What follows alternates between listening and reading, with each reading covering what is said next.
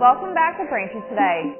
I'm Martha Konstandinidis and you're watching BCAM TV. Now we'll be getting into our latest stories from the week.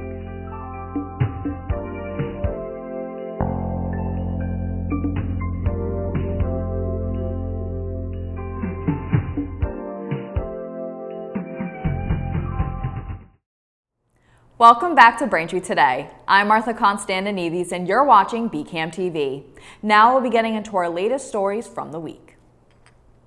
Over the weekend, Iran announced that a prominent general in its paramilitary Revolutionary Guard, Abbas Nilfarushan, was killed in Lebanon after an Israeli airstrike. The Israeli military said it carried out a precise airstrike on Friday while Hezbollah leadership were meeting at their headquarters. The Lebanese Health Ministry said at least 6 people were killed and 91 injured in the strikes. The U.S. Treasury had identified Nilfarushan as the deputy commander for the operations in the Revolutionary Guard. Lebanon's Hezbollah group also confirmed on Saturday that its leader and one of its founders, Hassan Nasrallah, was killed in the Israeli airstrike in Beirut the previous day. An Israeli army spokesperson said the airstrike was based on years of tracking Nasrallah along with real-time information that made it viable. Israel has vowed to step up pressure on Hezbollah until it halts its attacks that have displaced tens of thousands of Israelis from communities near the Lebanese border. According to the United Nations, the recent fighting has also displaced more than 200,000 Lebanese families in the last week. The Senate and House of Representatives passed a stopgap measure to fund government programs through December 20th, averting a potential government shutdown. The continuing resolution keeps funding levels consistent across most programs through December 20th, postponing the broader fight over individual spending bills for federal programs. The bill also boosts funding for the U.S. Secret Service by $231 million following two assassination attempts on President Trump. In all, 86 House Republicans opposed the bill, highlighting a persistent divide within the party over how to deal with funding bills in a divided government. In Georgia, thousands of people were advised to stay home with their windows shut Monday after a chemical plant fire over the weekend. The fire caused chemical reactions that forced around 17,000 people to evacuate and left potentially harmful chlorine lingering in the air. Residents and businesses in Conyers, Georgia, were told to evacuate the area around the biolab plant after the blaze broke out early Sunday morning. A shelter-in-place advisory is ongoing for around 90,000 people in Rockdale County. The plume from the chemical reaction could be seen for miles, and officials on Monday were cautioning those left in the area to stay indoors with their windows closed and air conditioners off. Residents in surrounding areas described a bleach or chemical smell in the air. In a decision that could affect millions of U.S. residents, a federal judge in California has ordered the Environmental Protection Agency to further regulate fluoride in drinking water due to concerns over its potential impact on children's intellectual development. U.S. District Judge Edward Chen ruled last week that the scientific evidence of fluoride's health risks when ingested at current prescribed levels requires stricter regulation under the 2016 Toxic Substances Control Act. Judge Chen's ruling does not conclude that fluoride in water is harmful to public health, but rather that there is an unreasonable risk of such injury. The judge left the specifics of that response up to the EPA. Fluoride has been added to municipal water for decades to prevent tooth decay. In 2024, we've witnessed lunar and solar eclipses, meteor showers, blue moons, full moons, and even the northern lights. Now our planet has gained a temporary second moon. For about 2 months this year, a small asteroid will begin orbiting Earth, and the asteroid was just discovered in August and has now become a mini-moon, revolving around the Earth in a horseshoe shape from September 29th to November 25th. With Earth's gravitational pull, the asteroid was drawn towards it, and much like our moon, it will orbit our planet, but only for 56.5 days. While other non-Earth objects, or NEOs, have entered Earth's orbit before, some don't complete full revolutions around Earth. Some, however, do and become so-called mini-moons. Thanks for watching Braintree today. We'll be right back with more after the break.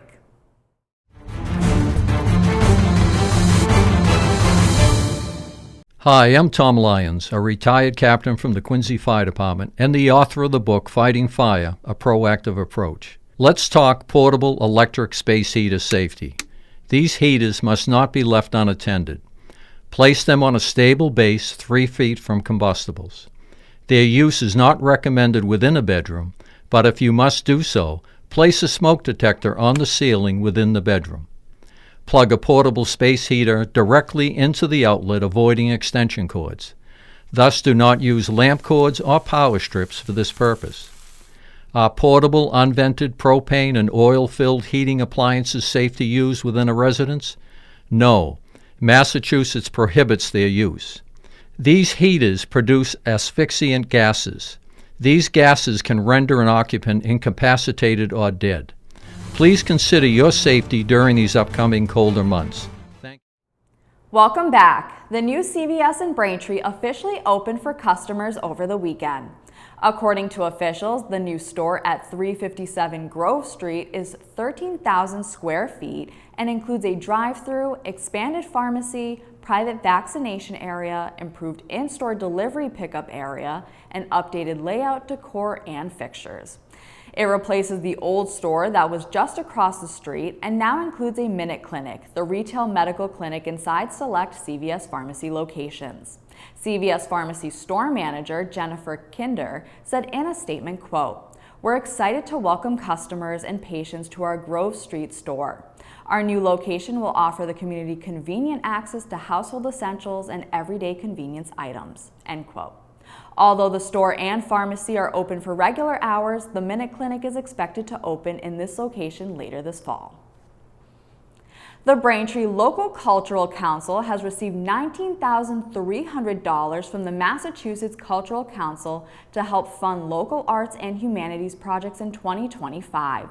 The LCC invites artists, musicians, performers, educators, community groups, nonprofits, and others to apply for grants to support a variety of community programs like art shows, concerts, performances, workshops, lectures, and short-term artist residences in schools. The Braintree LCC is among 329 local groups that receive annual allocations from the MCC.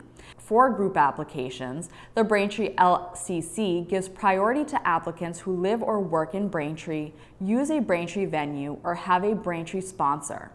Braintree's LCC consists of several volunteers appointed by the Braintree Town Council. Members also evaluate applications based on clarity of purpose, level of community involvement, financial need, and focus on the arts and humanities. On the first Wednesday of every month, food donations are being accepted at the First Congregational Church of Braintree. The church partners up with the Marge Crispin Center to help their food pantry. From 5 to 6:30 p.m., anyone who wishes to donate can pull up to the circular driveway in front of the church and just drop off their items. Accepted items include non-perishable foods, cleaning products, paper products, and grocery gift cards. For more information or for any questions, you can head to firstchurchbraintree.com or call 781-843-3616. The town of Braintree is holding the season's first family flu clinic on Sunday, October 6th. From 9 a.m. to 1 p.m., you can head to the Town Hall's Cahill Auditorium to get your annual flu shot. The family clinic is first come, first serve and is offered to adults 18 years and older and students in grades 5 through 12. If you're planning on heading over to the flu clinic this weekend, make sure to bring your health insurance cards with you. Again, the family flu clinic is this Sunday, October 6th from 9 a.m. to 1 p.m. at Braintree Town Hall. In October, South Shore Health is hosting a senior safety program in Braintree. The Senior Safety and Resource Fair is a free event on October 9th that features classes, demonstrations, and information for seniors, caregivers, and individuals of all ages. This community event is sponsored by the Friends of South Shore Health, the Braintree Department of Elder Affairs, and the Rotary Club of Braintree. The fair will be held at the Braintree Department of Elder Affairs located at 71 Cleveland Avenue in Braintree from 2 to 4 p.m. Registration is encouraged, and if you'd like to register, please call 781-848-1963. This October, the Bo Sox Club is hosting the second annual Sox and Suds event with special guest Dan Shaughnessy. The Bo Sox Club will be celebrating their 20th anniversary at the Widowmaker Brewing Company on October 17th. Those with tickets can attend the event from 7 to 9 p.m. There will be special memorabilia, autographs, and book signings happening during the event, as well as free food catered by Bone and Brad. To buy a ticket, head to bosoxclub.org. Thank you for watching Braintree Today on BCAM TV. We'll be right back with more stories in the area. Welcome. Joining me today in the BCAM TV studio is Elizabeth Strachan, the children's librarian at the Thayer Public Library. I know the library has a lot going on, Elizabeth, so I'll let you take it away. Thank you. So here are highlights of what is happening in October at Thayer Public Library, where you'll always find something interesting. I'm Elizabeth Strachan, the children's librarian. Get ready for an exciting road trip. Join us for the Booktober Library Crawl, formerly known as the OCLN Library Crawl. The Library Crawl starts October 7th and runs through November 2nd. That gives you 4 full weeks to visit as many of the 22 participating libraries as you want. Pick up a passport from Thayer Public Library and then go explore other libraries in the Old Colony Library Network. Get your passport stamped at each library you visit, including ours. If you visit at least 5, you can enter the drawing for a fabulous prize. The Booktober Library Crawl is free and fun for all ages, so gather your friends and family for the South Shore adventure. Don't miss out. Visit malibraryroadtrip.com/Booktober to plan your adventure today. That's malibraryroadtrip.com/Booktober. Let the library crawl begin. Do you have a neighbor or friend eager to improve their English? We've got just the thing. They may join us every Thursday from 10 a.m. to 11:30 a.m. at Thayer Public Library for our English Conversation Circle. Whether you're learning to speak English or know someone who is, this is the perfect opportunity to practice with fellow learners in a supportive and friendly environment. Help us spread the word that we started this new English conversation group. It's open to people of all nationalities who want a welcoming space to practice their English language and conversation skills. No registration needed. Just drop by when you can. This conversation circle isn't a class. It's an informal gathering for English language learners to chat, share experiences, and improve together. While it's best for intermediate to advanced learners, beginners are welcome. It's free and open to the public. Please let others know about this great opportunity to connect and grow. Little ones, get ready for some holiday fun at our Halloween story time on Monday, October 28th at 10 a.m. and 11 a.m. Join Miss Elizabeth in the children's room for Halloween stories, songs, movement, and a fun craft. This story time is perfect for little ones ages 2.5 to 4, but all children are welcome to join in the Halloween fun. And guess what? Costumes are encouraged. No registration is needed. Just come. We can't wait to celebrate Halloween with you and your little ones. Older children can have a spooktacular time at our Trick or Treat Signs and Sweets event. Join us on Wednesday, October 30th from 6 to 7 p.m. for this annual event packed with treats and tons of fun. At 6 p.m., swing by the library for some delicious candy and visit our exciting stations in the children's room, where you will learn a Halloween-themed ASL, American Sign Language, sign and earn a sweet treat for your efforts. Then, don't miss out on the fun in the Logan Auditorium, where we'll have Halloween-inspired games and a mini dance party to get everyone in the spooky spirit. Costumes are absolutely welcome and encouraged, but not required. This event is open to all youth, so just drop in and join the fun. Braintree teen volunteers and teen librarian Courtney Trudeau are presenting this annual event. For more information about events at the library, call Thayer Public Library at 781-848-0405 or email referencedesk@braintreema.gov or visit www.thayerpubliclibrary.org/events. See you at the library. Sounds like a very fun and packed October. Thank you so much, Elizabeth. Welcome back to Braintree Today. Now let's get right into more stories. The MBTA has been hard at work with its track improvement initiative, but now it's facing a stern warning letter from federal regulators over dozens of incidents involving maintenance vehicles. The Federal Transit Administration issued the warning and pointed out 27 maintenance vehicle derailments since the start of the year.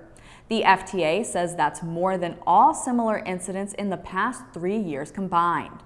While the agency acknowledged there has been more track work in the past year, they warned the MBTA that if the incidents continue, further action will be taken.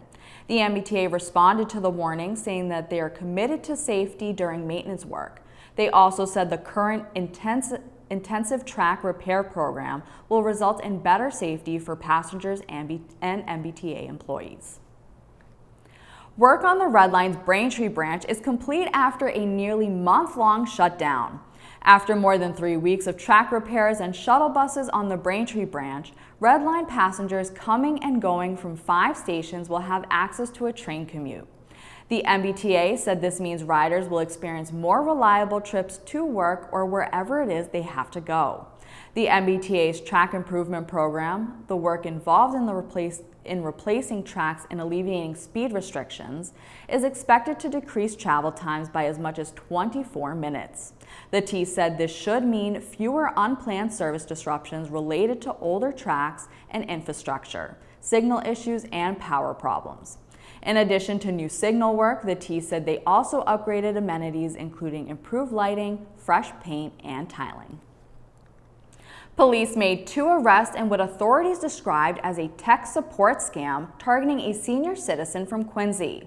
In a press release issued by Quincy Police, the scam resulted in financial losses totaling more than $120,000. Police said the victim received a computer notification claiming to be Microsoft, saying the computer had been locked and provided a number to call for assistance. The press release says when the senior called, a woman answered, representing herself as an employee of the Federal Deposit Insurance Corporation. With this, the senior citizen was convinced to withdraw large sums from the bank and deliver the cash to a person who came by to collect it. 2 men from Brooklyn, New York, were arrested Tuesday, September 24th, and were each charged in Quincy District Court with 1 felony count of larceny over $1,200 by false pretense and 1 felony count of conspiracy. Unable to meet the $100,000 cash bail, the men were committed to Norfolk County Correctional Center. The annual Quincy Food Truck and Music Festival is almost here. On Saturday, October 5th, from noon to 6 p.m. on Coddington Street, food trucks will line the street from Quincy High School to the Thomas Crane Public Library. Presented by the City of Quincy and Quincy 400, the day will include a variety of bands playing everything from disco to the blues, as well as a variety of food and dessert trucks. Hive will also have their mobile bar on hand for alcoholic beverages to those over 21. The event remains family-friendly, and there will be children's entertainment and lawn games throughout the day. For more information on what bands and food trucks will be at the event, head to the Facebook event page at Quincy Food Truck and Music Festival.